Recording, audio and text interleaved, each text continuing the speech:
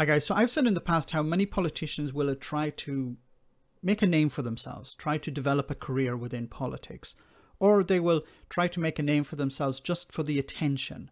Now Tom Hunt is one of those. Tom Hunt became an MP in 2019 for Ipswich, one of those who came in with others during Boris Johnson's landslide victory on the back of Brexit, of course. Now Tom is going to attack Keir Starmer here in Parliament for not being patriotic. So he's going to define patriotism. And he's also going to attempt to defend the legacy of Winston Churchill. Now, when it comes to patriotism, I actually think making sure that people pay their taxes is patriotic. But Tom is against that. So there was a bill recently that said, was called the Proper Funding for Public Services, the Tax Avoidance and Evasion Bill. And along with other Conservatives, he voted against it.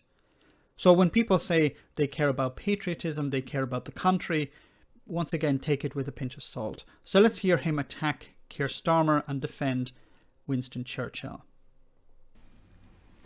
Tom Hunt. Thank you very much. I'll be very, very, very brief. I mean, Churchill is the sort of the great thing the left aim for, and there's a reason for that. Churchill is at the core of why many people feel proud to be British, the Churchillian spirit. If they can take him down, if they can take him down, what are you talking about? Once again, this is, of course, in response to people actually understanding Winston Churchill's positions in the past. The Tories want to build up Churchill as some sort of godlike figure. He was not a godlike figure. He was a very important figure in British history, but he did good things and he did bad things. Isn't it better to understand someone completely? But the Tories don't want you to think that. They just want you to focus on the positive and ignore the negative. redefine him, what's to stop them? We must not allow it to happen, and Churchill College should hang their heads in shame for the way they allowed his legacy to be questioned the way they did. Allowed his legacy to be questioned.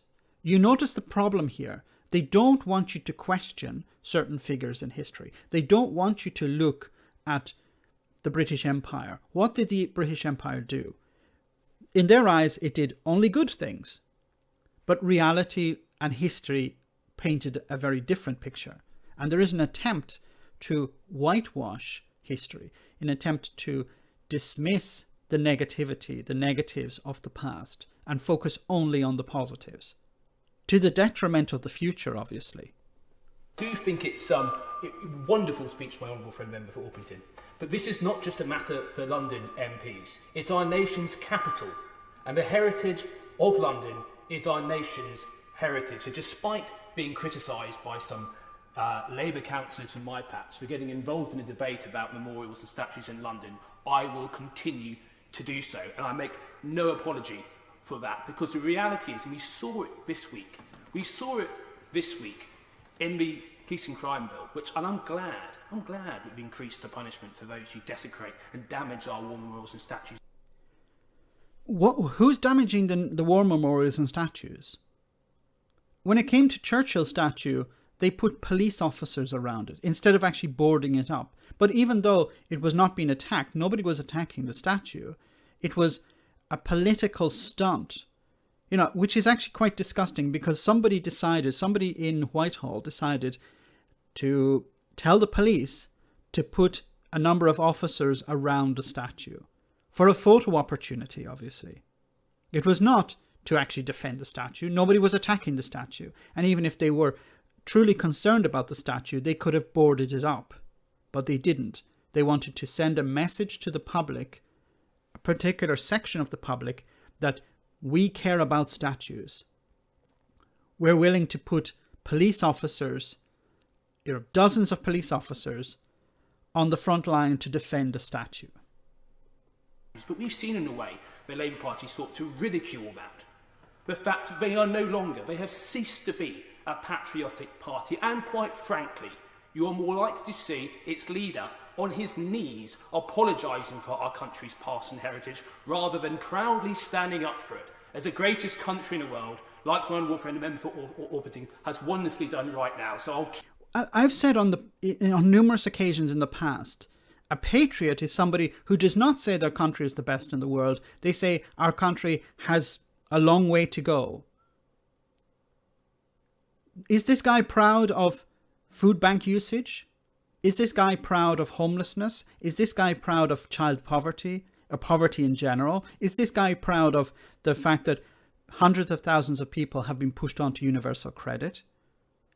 Many people going through hell on that system. He's proud of this.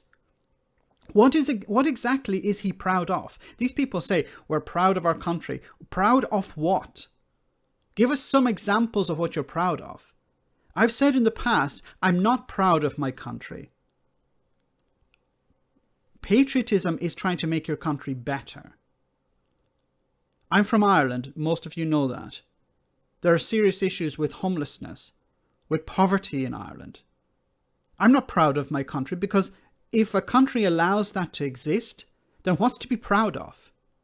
You cannot be proud of your nation. You can be proud of what you have achieved. You can be proud of what your country, the nation, the people within that country have achieved.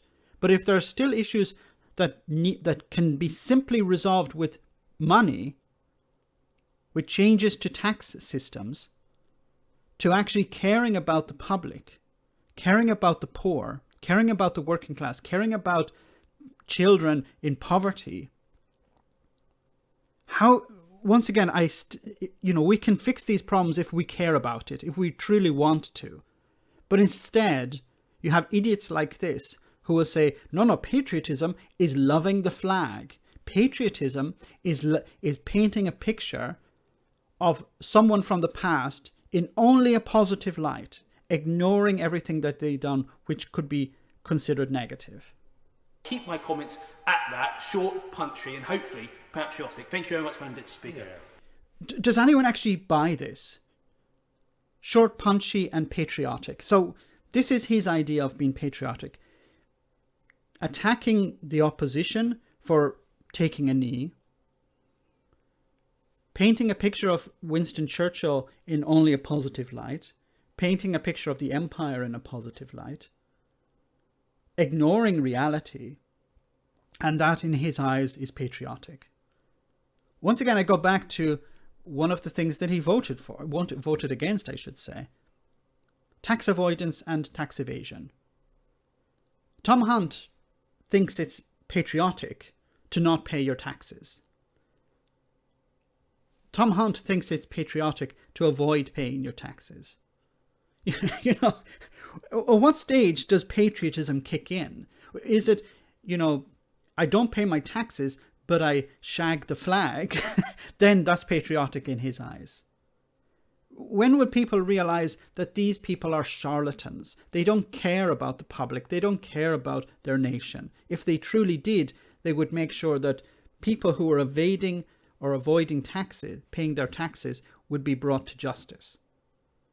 Let me know in the comment section, guys, what you think. As always, your comments are greatly appreciated. Thanks a lot.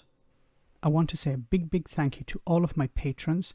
You ensure that this channel continues to exist. I'm eternally grateful for all of your support. If you join Patreon, you will receive instant access to our Discord server, where we have both audio and video chats. You can chat with me and other patrons, where we discuss important and non-important issues. Becoming a patron per month costs about the same as a large coffee, so why not check it out?